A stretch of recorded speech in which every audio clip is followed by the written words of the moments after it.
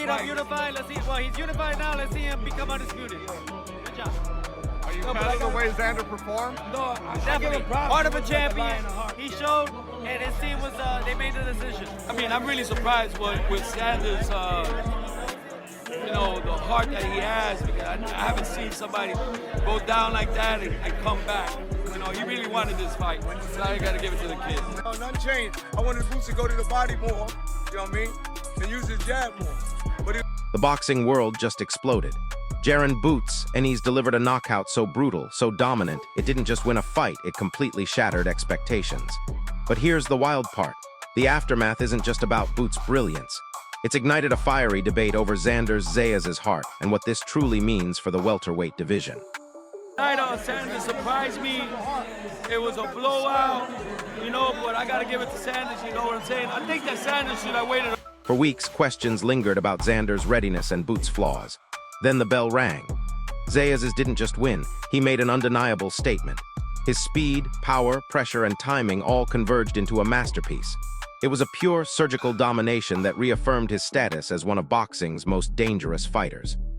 When you go up and you fight a guy who's been there for 10 years, Even Teofimo Lopez saw it, a clear statement from Boots. But Teofimo also acknowledged Zayas deserved respect for taking that kind of punishment and still trying to fight back. This split reaction, praising both the winner and the loser's grit, is what makes the conversation around this fight so captivating. I see things, though, that I think other champions in that weight class or contenders could capitalize. I'm not there yet. I'm at 147. We'll go from there, but for anybody at 154, I hope they saw what I saw tonight.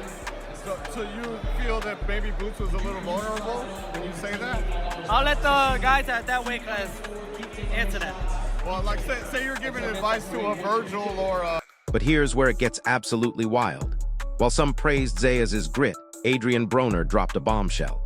Broner is shaming Xander, questioning his toughness, his heart, and his ability to handle pressure when things went south.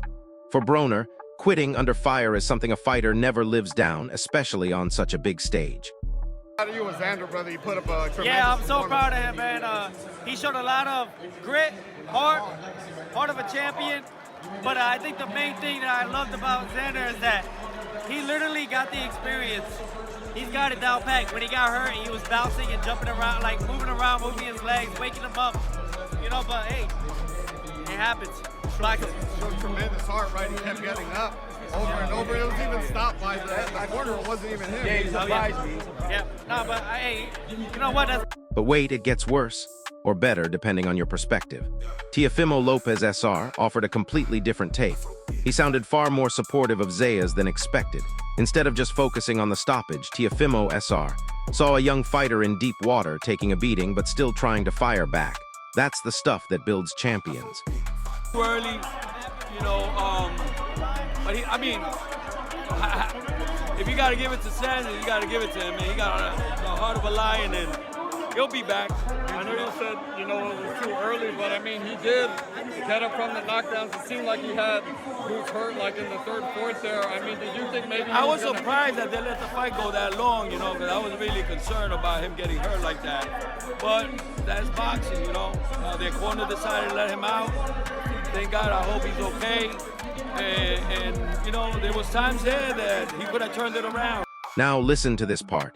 Oscar de la Hoya quickly shifted the conversation. After Boots' dominant statement, it wasn't just about Garcia anymore. A knockout like that forces people to look at what's next. Oscar wasted no time pushing the bigger picture, declaring Boots ready for the ultimate test. I don't know if you can take, man, he had problems a lot of problems he had, like in the third round, was it, right? When Chandler was coming back, you know, he hurt him, and it took him about a round to come back, you know, for Boots to come back, and I think that was a round that... For Oscar, Ennis isn't just a talented fighter waiting for respect. He's now one of the names fans demand asterisk to see tested against the very best. And the name he dropped? Virgil Ortiz. The stakes just got raised significantly, and the welterweight division just got a whole lot more interesting. See, Boots fans were like scared for a while, you know? So what do you think he did wrong? Why do you think he couldn't, like... I think that Boots had more speed, more timing, and the leaning in after Sanders was throwing the combinations, he would leave his face out there, and that hurt him a lot. That hurt him a lot. One more question for you. I know a lot of people are talking about Boots right now, but Virgil Ortiz is still in the mix. Do you think if it was Virgil in the ring tonight, you think? It's a very dangerous fight for Boots.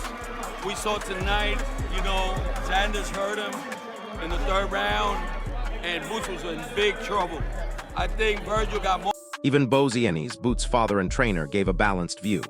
While proud of Boots' sharpness, he respected Zaya's for not coming in scared, for standing in the fire. Danny Garcia, Ryan Garcia, Jake Paul, and Chad Johnson echoed this, praising Zaya's heart and calling him a fighter who dared to be great. You only got a 3 knockdown rule for championship fighters? Hey.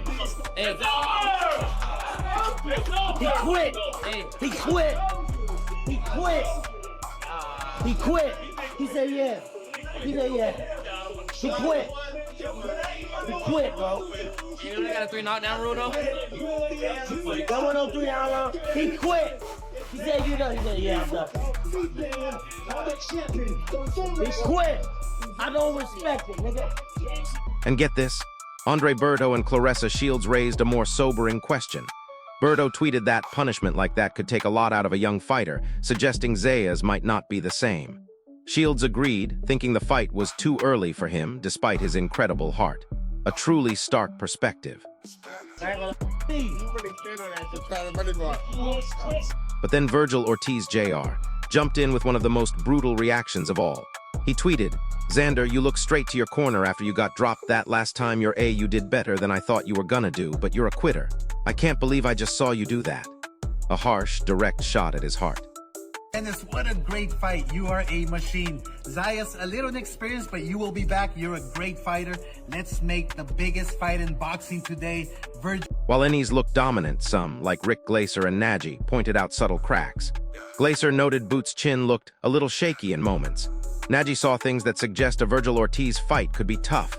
So even in victory, the debate about Boots' ultimate ceiling is far from settled.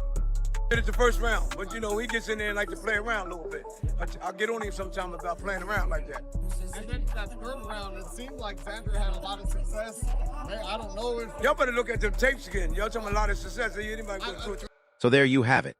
Boots Ennis proved he's a pound-for-pound force, but the debate over Xander Zaya's heart and future rages on. This isn't just about one knockout. It's about what it means for the welterweight division and who truly belongs at the top.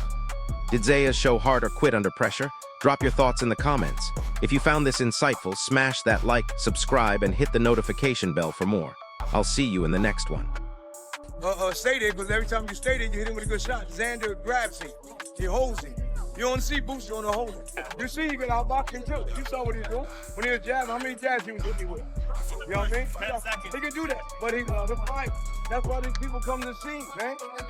No, Xander a good fighter. I like Xander. Xander one of my guys that I like, man. That's why you see me hugging him. He's one of them top guys, man, to me. He's a good fighter, man. But I knew he couldn't do nothing with Boots.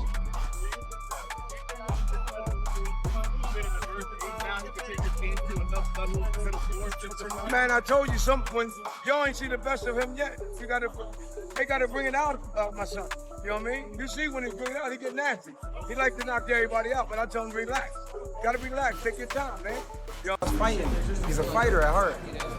Like I said, with age, the older you get, the smarter you get, the more wiser you get. Then you realize, like, I take less risks and I become more of a boxer. He has that ability. But now he's young and he's in his prime. He's a dog. He likes fighting. I want to say Xander has long long arms. Xander has more knockouts than Xander has real long arms. Big kid. Your thoughts on Xander's performance? I mean, I thought he did great. But he still has some. How you doing? Nice to see you, bro. Yes, sir. I thought he did great. He did good. But when you got 2 belts and you're 23, you can't really take a step back. That's what comes with it. There's no turning back. There's no turning back.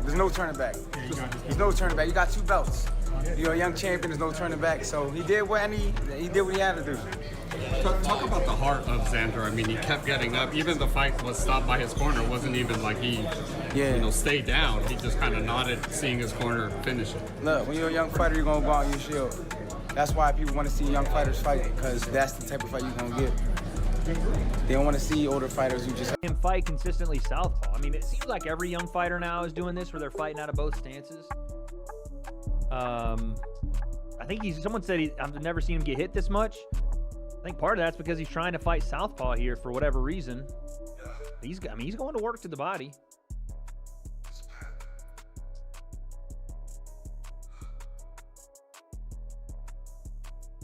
It's not like he's not knowing how to fight out of southpaw, but they must have thought, okay, we can just bang this straight left hand down the pipe all night, and he definitely is. He's f***ing this dude up. Holy. For 154, I know he walks around at like 180, but even like looking at him on the walkout, that's a big dude, bro. I saw Xander at the Carib in Orlando when I was still doing stuff for MVP, and I was like, man, this guy's huge. On the same page, I'm picking Boots. The moment this fight was announced, I picked Boots. I never wavered. I never backtracked. I stood on that. Nothing that I've seen, and this is no knock on Xander Zayas, because to be 23 and challenging himself, you didn't have to take this fight. I give him a lot of credit. He's a pretty put together fighter. But I believe Boots is something different.